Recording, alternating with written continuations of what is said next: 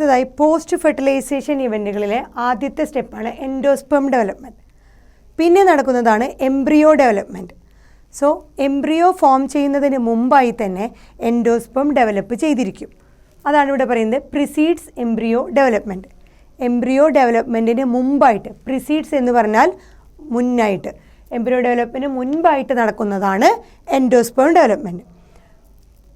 So ആദ്യം primary endosperm cell നമ്മൾ പറഞ്ഞു, അതിൻ്റെ ഡിവിഷനിൽ primary endosperm nucleus primary endosperm സെല്ലായിട്ട് മാറുന്നു. ആ പ്രൈമറി എൻഡോസ്പെം സെല്ല് ഡിവൈഡ് ചെയ്തുകൊണ്ടേയിരിക്കും, റിപ്പീറ്റഡ് ആയിട്ട് ഡിവൈഡ് ചെയ്തിട്ട് അത് ട്രിപ്ലോയിഡ് എൻഡോസ്പെം ടിഷ്യൂ ആയിട്ട് മാറും. So primary endosperm cell repeatedly divide ചെയ്തുകൊണ്ട് എന്തായി മാറും? ട്രിപ്ലോയിഡ് എൻഡോസ്പെം ടിഷ്യൂ ആയിട്ട് മാറും.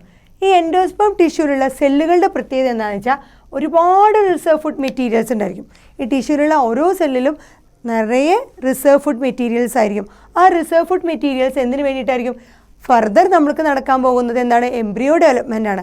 ആ എംബ്രിയോയ്ക്ക് ഡെവലപ്പ് ചെയ്യാനായിട്ട്, നറിഷ് ചെയ്യാനുള്ള ഒരുപാട് റിസർവ് ഫുഡ് മെറ്റീരിയൽസ് ആയിരിക്കും ഈ പ്രൈമറി എൻഡോസ്പെം സെൽസ് ഡിവൈഡ് ചെയ്തിട്ട് എൻഡോസ്പെം ടിഷ്യൂവിൽ ഉണ്ടായിരിക്കാം. ഈ പ്രൈമറി എൻഡോസ്പെം ടിഷ്യൂ ആണ് എൻഡോസ്പെമായിട്ട് മാറുക. ഈ എൻഡോസ്പെമിലുള്ള ഫുഡ് അല്ലെങ്കിൽ റിസർവ് മെറ്റീരിയൽസ് ആണ് ഇനി എംബ്രിയോ ഡെവലപ്മെൻറ്റിന് വേണ്ടിയിട്ട്, സൈഗോട്ട് ടു എംബ്രിയോ ഡെവലപ്മെൻറ്റിന് വേണ്ടിയിട്ട് സഹായിക്കുന്നത്. ഇനി നോക്കുകയാണെങ്കിൽ സാധാരണ എങ്ങനെയാണ് സംഭവിക്കുന്നത്? ജനറലി നമ്മൾക്ക് പ്രൈമറി എൻഡോസ്പെം ന്യൂക്ലിയസ്, നമ്മുടെ primary endosperm nucleus triple fusion കഴിഞ്ഞിട്ടുള്ള primary endosperm nucleus mitotic division undergo ചെയ്യും. സക്സസീവായിട്ട് അതിൻ്റെ ന്യൂക്ലിയർ ഡിവിഷൻ, ഒന്നുകിൽ ന്യൂക്ലിയർ ഡിവിഷൻ അല്ലെങ്കിൽ നമുക്ക് പറയാം മൈറ്റോട്ടിക് ഡിവിഷൻ, നോർമൽ സെല്ലുലാർ ഡിവിഷനിലൂടെ അത് കടന്നു പോകും. എന്നിട്ട് ഈ primary endosperm nucleus free nuclei ഉണ്ടാകും. അതായത് ന്യൂക്ലിയർ ഡിവിഷൻ മാത്രമേ നടക്കുള്ളൂ.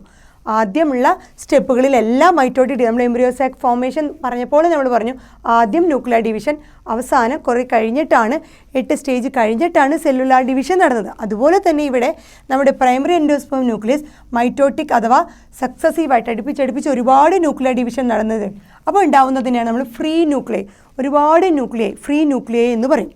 സോ ഈ ഫ്രീ ന്യൂക്ലിയാണ് ഫ്രീ ന്യൂക്ലിയർ എൻഡോസ്പെം എന്ന് പറയുന്നത്.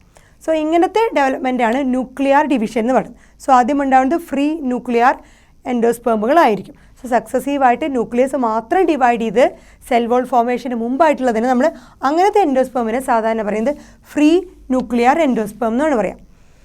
ഇനി ഈ ഫ്രീ ന്യൂക്ലിയർ എൻഡോസ്പെമിന് ശേഷം കുറേ ന്യൂക്ലിയർ ഡിവിഷൻ നടന്നതിന് ശേഷം മാത്രം സെൽ വോൾ ഫോർമേഷൻ ആരംഭിക്കും. അങ്ങനെ സെൽ വോൾ ഫോർമേഷൻ നടന്നതിന് ശേഷം നമ്മൾ അതിനെ വിളിക്കുന്ന പേരാണ് സെല്ലുലാർ എൻഡോസ്പെം. സോ ആദ്യം പ്രൈമറി എൻഡോസ്പെം ന്യൂക്ലിയസിൽ സക്സസീവായിട്ട് അടുപ്പിച്ചടുപ്പിച്ച് ന്യൂക്ലിയർ ഡിവിഷൻ നടക്കും. അത് കഴിഞ്ഞിട്ട് അതിൽ ഒരുപാട് ഫ്രീ ന്യൂക്ലിയ ഉണ്ടായിരിക്കും. എത്ര ന്യൂക്ലിയ ഉണ്ടാവും എന്നുള്ളത് ഓരോ പ്ലാന്റിനും ഡിഫറൻ്റ് ആയിരിക്കും. നമ്പർ ഓഫ് ന്യൂക്ലിയ ഫോം ചെയ്യുന്നത് ഡിഫറൻസ് ഉണ്ടായിരിക്കും. ഓരോ പ്ലാന്റിൻ്റെ വെറൈറ്റിക്ക് അനുസരിച്ച് ഡിഫറൻസ് ഉണ്ടായിരിക്കും. സോ ആ ന്യൂക്ലിയനെ നമ്മൾ ഫ്രീ ന്യൂക്ലിയർ എൻഡോസ്പെം എന്ന് പറയും. അതിനുശേഷം കുറേ ന്യൂക്ലിയർ ഫോർമേഷൻ കഴിഞ്ഞതിന് ശേഷം മാത്രം സെൽ വോൾ ഫോം ചെയ്യും. അതിനുശേഷം നമ്മൾ പറയുന്ന പേരാണ് സെല്ലുലാർ എൻഡോസ്പെം. ഇത് രണ്ടിനും ഒരു എക്സാമ്പിൾ ഉണ്ട്. നമ്മൾ കഴിക്കുന്ന ഇളനീരെന്ന് പറയും, ടെൻഡർ കോക്കനട്ട്. ആ ഇളനീരിൻ്റെ പ്രത്യേകത അതിലുള്ള നമ്മൾ കഴിക്കുന്ന കൺസ്യൂം ചെയ്യുന്ന കോക്കനട്ട് വാട്ടർ. ഈ കോക്കനട്ട് വാട്ടർ എന്ന് പറയുന്നത് ഒന്നുമല്ല, ഈ ന്യൂക്ലിയർ എൻഡോസ്പെമാണ്. അതായത് ഈ ഫ്രീ ന്യൂക്ലിയർ എൻഡോസ്പെമുകളാണ് നമ്മൾ കഴിക്കുന്ന കോക്കനട്ട് വാട്ടർ എന്ന് പറയുന്നത്. സോ ടെൻഡർ കോക്കനട്ടിലെ ആ കോക്കനട്ട് വാട്ടർ നമ്മൾ കഴിക്കുന്നത് മുഴുവൻ എന്താണ്? ന്യൂക്ലിയർ ഡിവിഷൻ കഴിഞ്ഞിട്ടുള്ളതാണ്. അതുകൊണ്ടാണ് നമ്മളത് ഭയങ്കര ടയേർഡ് ആയിരിക്കുമ്പോഴൊക്കെ നമ്മളത് കഴിക്കുമ്പോൾ നമുക്ക് ഭയങ്കര energetic, because thousands of nuclear division കഴിഞ്ഞിട്ടുള്ള ന്യൂക്ലിയർ എൻഡോസ്പെമാണ് നമ്മൾ കൺസ്യൂം ചെയ്യുന്നത്.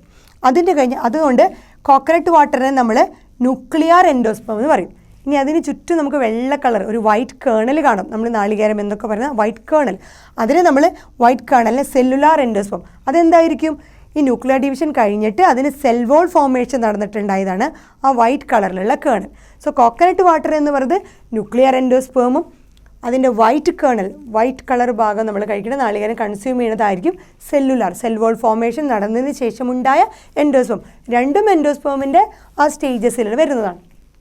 ഇനി ഒരു ഓർഗാനിസം നമ്മൾ ഈ എൻഡോസ്പെം ഡെവലപ്പ് ചെയ്ത് കഴിഞ്ഞതിന് ശേഷമേ നമ്മൾ പറഞ്ഞു എംബ്രിയോ ഡെവലപ്മെൻറ്റ് സ്റ്റാർട്ട് ചെയ്യണം. സോ എംബ്രിയോ ഡെവലപ്പ് ചെയ്യാനായിട്ട് എംബ്രിയോ ഡെവലപ്മെൻറ്റിൻ്റെ സ്റ്റേജുകളിലായിട്ട് നമ്മൾ നോക്കുകയാണെങ്കിൽ ചില പ്ലാന്റ്സുകളിലൊക്കെ ഈ ഡെവലപ്പ് ചെയ്ത എൻഡോസ്പെർമിനെ കംപ്ലീറ്റ് ആയിട്ട് യൂസ് ചെയ്ത് കഴിയും, കംപ്ലീറ്റ് ആയിട്ട് കൺസ്യൂം ചെയ്യും. ചില പ്ലാന്റ്സിലൊക്കെ ആണെങ്കിൽ ഈ എൻഡോസ്പെർമിനെ കുറച്ച് മാത്രം യൂസ് ചെയ്തിട്ട് കുറച്ച് അവിടെ തന്നെ നിലനിർത്തിക്കൊണ്ടുപോകും. അതിൻ്റെ നെക്സ്റ്റ് സ്റ്റേജ് ആ സീഡ് ജെർമിനേഷന് വേണ്ടിയൊക്കെ അതിനവിടെ സസ്റ്റെയിൻ ചെയ്യും. അതിൻ്റെ ബേസിൽ എത്രമാത്രം എൻഡോസ്പെർം കൺസ്യൂം ചെയ്യുന്നു അതിനെ ഡിപ്പെൻഡ് ചെയ്തിട്ട് നമുക്ക് എൻഡോസ്പെർമിനെ 2 തരത്തിലുള്ള എൻഡോസ്പെർമിനെ 2 തരത്തിൽ കാറ്റഗറിയിൽ പറയാം. അതാണ് എൻഡോസ്പെർം കംപ്ലീറ്റ്ലായിട്ട് കൺസ്യൂം ചെയ്യുകയാണെങ്കിൽ അവിടെ ഡെവലപ്പ് ചെയ്യുന്ന എംബ്രിയോ. സോ ഫസ്റ്റ് എപ്പോഴും നടക്കുന്നത് എന്തായിരിക്കും? എൻഡോസ്പെർം ഡെവലപ്മെൻ്റ് ആയിരിക്കും. അതിനുശേഷം മാത്രമേ എംബ്രിയോ ഡെവലപ്മെൻറ്റ് നടക്കുകയുള്ളൂ. സോ എൻഡോസ്പെർം കംപ്ലീറ്റ് ആയിട്ട് ഡെവലപ്പ് ചെയ്തുകൊണ്ടിരിക്കുന്ന എംബ്രിയോ യൂസ് ചെയ്യുകയാണെങ്കിൽ, കൺസ്യൂം ചെയ്യുകയാണെങ്കിൽ എല്ലാ എക്സാമ്പിളുകളാണ് പീ, ഗ്രൗണ്ട് നട്ട്, ബീൻസ്. ഈ പ്ലാന്റ്സിലൊക്കെ അതിലുണ്ടാവുന്ന എൻഡോസ്പെർം കംപ്ലീറ്റ് ആയിട്ട് എംബ്രിയോ ഡെവലപ്മെൻറ്റിൽ കൺസ്യൂം ചെയ്തുകൊണ്ടിരിക്കും. അതേസമയം ചില പ്ലാന്റ്സിലൊക്കെ നോക്കുകയാണെങ്കിൽ എൻഡോസ്പെർം കുറച്ച് അങ്ങനെ തന്നെ പേഴ്സിസ്റ്റ് ചെയ്ത് നിലനിന്ന് പോകും. എന്തിനു വേണ്ടിയിട്ടാണ്? അതിൻ്റെ മെച്യൂർ സീഡിൽ ആ സീഡിനെ ജെർമിനേറ്റ് ചെയ്യാൻ വേണ്ടിയിട്ട് അതിൽ എൻഡോസ്പെർം റിമെയിൻ ചെയ്ത് അങ്ങനെ തന്നെ നിന്ന് പോകും. അതിൻ്റെ എക്സാമ്പിളാണ് കാസ്റ്റർ, കോക്കനട്ടൊക്കെ. സോ നമുക്ക് അതുകൊണ്ടാണ് അതിൽ കാസ്റ്റർ ഓയിൽ, കോക്കനട്ട് ഓയിൽ കിട്ടുന്നത് തന്നെ അതുകൊണ്ടാണ്. സോ എൻഡോസ്പെർം പേഴ്സിസ്റ്റ് ആയുള്ള എക്സാമ്പിളും എൻഡോസ്പെർം കംപ്ലീറ്റ്ലി കൺസ്യൂം ചെയ്യുന്ന എക്സാമ്പിളും വളരെ ഇമ്പോർട്ടൻ്റ് ആയിട്ട് പഠിക്കേണ്ടതാണ്. ഇത്രയാണ് എൻഡോസ്പെർം ഡെവലപ്മെൻറ്റിനെ കുറിച്ച് പറയാനുള്ളത്.